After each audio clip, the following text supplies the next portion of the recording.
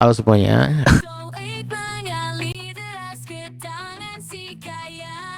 Sedangkan si miskin menderita tiada henti. Ekonomi timpang, sekarang semakin lebar. Takkan pernah ada kesalahan dalam negeri. Si kaya di atas, si miskin terinjak-injak. Kesenjangan sosial semakin menghancurkan. Kantong yang kosong, hati yang penuh beban. Negara ini butuh perubahan yang nyata. Ketimpangan ekonomiku menyakitkan hati, ciptakan kesetaraan. Bukakanlah pintu sukses untuk semua, mari bersatu. Uang jauh perbedaan kita, ketimpangan ekonomiku. Berikan keadilan. Halo semuanya, kembali lagi sama gua Z. Kali ini gua bakal menceritakan sebuah keresahan gua, yang dimana keresahan gua berdasarkan dari media sosial atau media sosial. Ya memang agak kebolak kebalik atau kebalik kebolak, tapi ya memang itulah keadaan kita.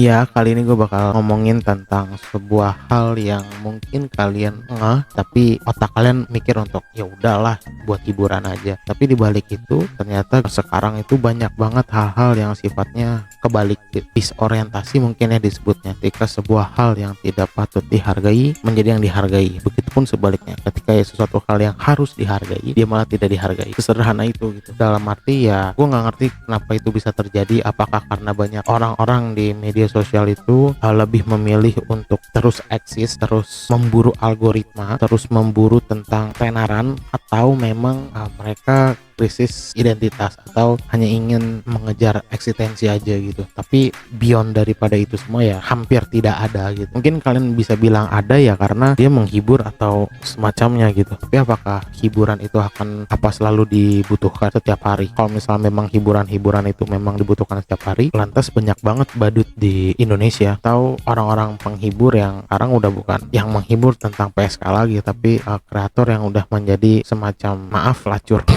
Tapi ya memang itu faktanya. Kenapa banyak kreator yang seperti itu ya? Karena memang mereka antara yang dia mencari eksistensi, dia mencari identitas diri, dia mencari sebuah engagement, dia mencari sebuah like, share, dan komentar, yang sebenarnya hal itu bisa kita dapat ketika memang kita membicarakan sesuatu hal dari yang sifatnya dari hati gitu. Nggak tahu ya apa yang membuat itu menjadi terus bergelembung gitu, dan pada akhirnya yang rugi ya kita yang di depan HP juga gitu. Jadi sebenarnya double damage aja, gak ada yang menang, gak ada yang berhasil. Yang menang dan yang berhasil cuman yang punya media platform gitu.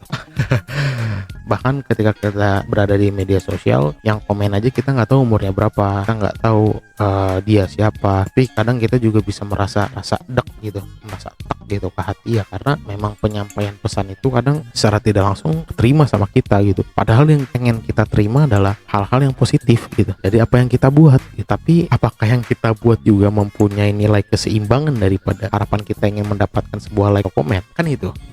Gue jadi ingat dulu di YouTube yang dulu tuh, gue salah satu orang penikmat YouTube yang suka di lingkungan era 2016-2017 tuh gue suka banget, dimana ya memang isinya cuman antara karya versus karya gitu. Pun kalau misalnya isi dari kreator itu yang paling gue inget ya, itu cuman kayak sebelnya tuh kalau ngeliat orang bikin Q&A gitu, pasti viewsnya banyak gitu. Ya terlepas dari views banyak, tapi kan Q&A itu ya antara komunikasi satu sama lain. Tapi kan sekarang nggak gitu anjing. Lu mau bikin apa-apa yang penting naik, nggak peduli tentang nilai yang lu berikan apa, dan lu ya cuman number aja gitu, lu cuma nomor aja. Dan ya pada akhirnya kita bingung gitu, yang mana yang benar-benar values, yang mana benar-benar enggak. Ya ujung-ujungnya pelayanan disorientasi, sesuatu hal yang nggak patut dihargai jadi dihargai. Itu contoh kecilnya aja ya. Bagaimana dengan contoh besar gitu? Yang gue takutin itu ya contoh besarnya ketika kita berada di nilai-nilai sosial yang benar gitu. Ketika memang gue harus bilang ini sih, ketika para intelektual atau orang yang berilmu itu benar-benar tidak dihargai dan tidak mendapatkan kehormatan dan appreciate daripada lingkungan sosial ya. Gue nggak tahu itu kenapa terjadi gitu. Sedangkan di balik itu, kalau kita ngeliat video atau konten di televisi, lu lihat deh dari pagi sampai sore itu isinya kayak gimana gitu. Ya memang gak tahu ini, gue udah jarang banget gitu nonton TV itu kalau cuman makan aja, dan itu juga gue nonton ya ngelihat aja gitu, kepala gue nggak mencerna apa yang gue tonton gitu, karena ya saking busuknya gitu boy. Enggak lah, jangan busuk lah, saking hiburannya gitu, dan hiburannya tuh garing gimana ya. Apalagi ada salah satu acara TV yang gue ngelihat dari dibalik itu tuh tentang bagaimana caranya lu bisa menjaga keyakinan lu menjaga keyakinan lu nih dalam memilih satu hal, tapi lama kelamaan keyakinan lu bakal terus digoyah dengan keadaan yang tidak pastian, lalu diberikan kepastian uang misalnya ditukar dengan 5 juta atau 10 juta, padahal lu yakin gitu. Padahal kalau misalnya pun lu yakin dan keyakinan lu salah, ya itu lebih keren gitu daripada lu harus menjual keyakinan lu demi kayak uang yang di depan mata gitu. Poinnya bukan tentang uang tuh ya, tapi poinnya yang gue lihat itu kok lu nggak konsistensi gitu, kok lu untuk memegang kepercayaan diri lu untuk memilih sesuatu hal itu nggak ada gitu kekuatannya gitu. Dan pada akhirnya nilai-nilai yang lu pegang itu ya bisa terbelikan gitu. Itu dari acara TV yang seakan-akan memberikan pesan ke kita kalau misalnya keyakinan lu benar-benar bisa dibeli gitu dengan uang gitu ya. Aduh sakit jenggot gue nyenggut. Dari situ gue pikir anjir nih luar biasa sekali ini acara ini. Dan yang paling kritikalnya adalah yang nonton ya orang tua gitu, yang dimana orang tua itu mempunyai hak veto untuk anak-anaknya, untuk keluarganya gitu. Let's say taruhlah yang nonton bokap atau nyokap lo, ya mau nggak mau keadaan di rumah lu ya bisa berubah dengan pendoktrinan acara TV itu gitu, yang dimana keyakinan lu harus diberikan contoh bahwasannya keyakinan lu tuh bisa digadaikan dengan uang yang di depan mata. Itu kan bahaya banget aja. Itu dari skala kecil, bagaimana dengan skala gede gitu ya. Makanya gue pikir nggak heran banget tuh kalau misalnya maaf banget orang-orang yang mengurusi urusan sosial itu terlampau mudah untuk dibeli gitu dengan uang, sedangkan justice-nya ada di dia gitu. Dia yang bisa membantu tentang justice yang untuk rakyat-rakyat yang nggak tahu harus ke siapa gitu. Apalagi kan ya sekarang warga-warga kecil tuh, warga-warga yang nggak ikut partai itu mau ngadu ke siapa secara horizontal, dan hubungan antara horizontal mau hubungan siapa, nggak ada kan. Yang paling terdekat siapa? Yang paling terdekat adalah keluarga. Means kalau misalnya kita pengen naikin tarafnya ke arah sosial, memangnya setiap keluarga juga mempunyai hubungan erat dan silaturahmi sama RT RW? Belum tentu, kadang juga gitu, gontok-gontokan juga gitu. Yang paling dekat kan media sosial. Lu depan HP lu bisa ngelihat every single day setiap kehidupan seleb public figure gitu, yang terus tampil di layar lo gitu. Bagaimana dengan keadaan atasnya? Gue tuh rasa gue antara campur aduk, kesel, enak, pengen ngelawan tapi nggak bisa. Tapi memang ini harus diselesain gitu. Kalau enggak ya mau nggak mau ya waktu dan jiwa kita yang diperas gitu. Itu kan astaga, banyak banget disorientasian yang makin hari makin melebar gitu ya. Apalagi kalau misalnya pejabat-pejabat korup yang udah dikurung terus atau bisa ngejabat lagi, kayak ya gue tahu dia salah gitu, tapi ya udah kita maafin dengan cara tidak menyalonkan lagi gitu. Ini mah dicalonin lagi, bahkan mendapatkan sebuah penghormatan yang tinggi, bahkan harus duduk di depan, dan anehnya didengerin. Itu tuh disorientasi udah dari atas sampai bawah. Gimana coba ya? Makanya nggak heran gitu kalau misalnya banyak viral tanpa isi, anak-anak hamdul, terus ustadz cabul.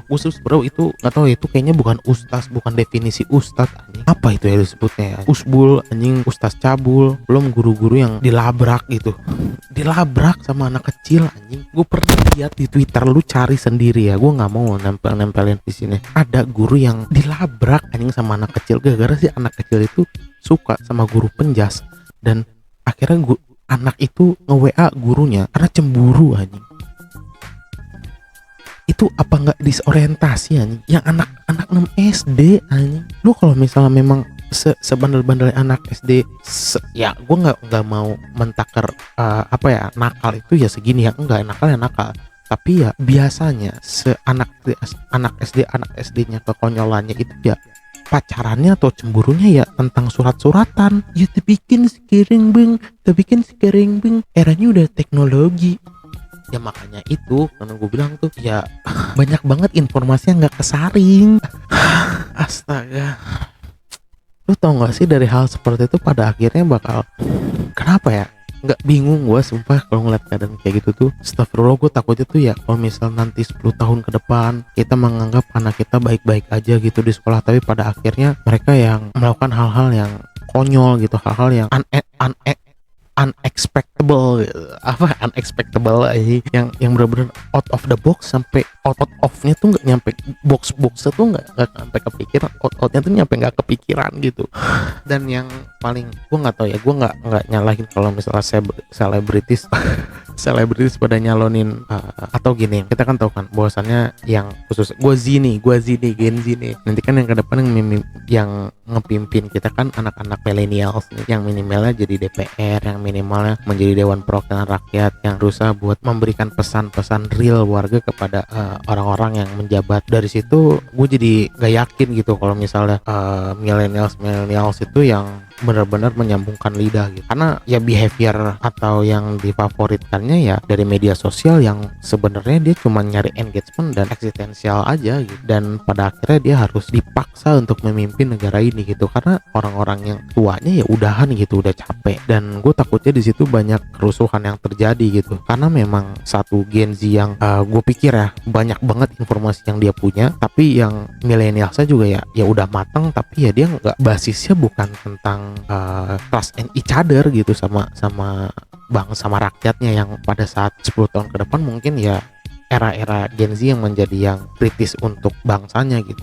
Ya jadi gimana kalau kayak gitu kan ya, kerusuhan, ketimpangan, gue yakin banget itu bakal terjadi gitu. Ya gue nggak nyalahin ya kalau selebritis itu, ya silahkan aja gitu nyalon, cuman kalau basisnya ujung-ujungnya nanti transaksional bukan trust and each other, galau gue, sumpah galau. Itu aja sih galau, sumpah gue galau banget. Nggak tahu ya apa, gue kepikiran banget itu aja yang nanti bakal berimpact kepada perjanjian, berimpact kepada ya semuanya menjadi transaksional gitu, nggak ada yang benar-benar hati ke hati. Gimana coba esok gimana? dan berujung kepada semuanya individualis abis gitu. Itu aja sih ya mungkin yang pengen gue omongin, yang mungkin isinya nggak jelas, nggak tahu, cuman keresahan. Semoga kalian dapat pesan yang pengen gue sampein atau rasa yang pengen gue sampein. Dan yang paling terpenting jaga kesehatan, jalankan hubungan silaturahmi antara keluarga dan teman-teman terdekat. Kalau misal teman-teman dekat kalian ngelakuin hal kecil, yang kesalahan kecil, ya maafin aja, nggak usah digontok-gontokin. Ya itu mungkin karena hati kalian yang nggak sebesar danau, sehingga getaran-getaran dari lemparan batu itu berkenangnya sampai ke hati kalian gitu. Tapi mungkin kalau misalnya kalian atau gua pribadi memperbesar hati gua sebesar danau atau sebesar sungai Amazon, timpukan-timpukan kecil tuh nggak akan kerasa. Itu aja sih guys, thank you ya yang udah nonton sampai akhir ini. Gue yakin kalian nggak tahu pada akhirnya ya kita jaga kesehatan, jaga silaturahmi, dan jangan lupa melakukan hal-hal yang sifatnya adalah kewajiban kalian. Oke, terima kasih, dadah.